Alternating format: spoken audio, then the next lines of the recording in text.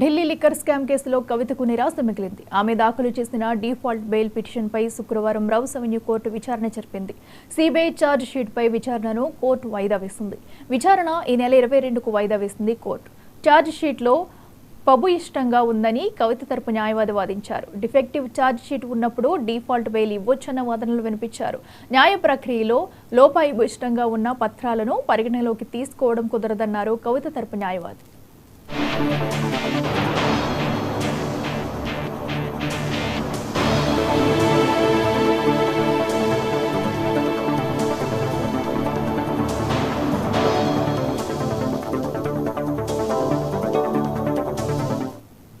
Delhi liquor scam కేసులో కవితకు నిరాశ మిగిలింది. ఆమె దాఖలు చేసిన డిఫాల్ట్ బెయిల్ పిటిషన్పై శుక్రవారం రౌస్ అవెన్యూ కోర్టులో విచారణ జరిగింది.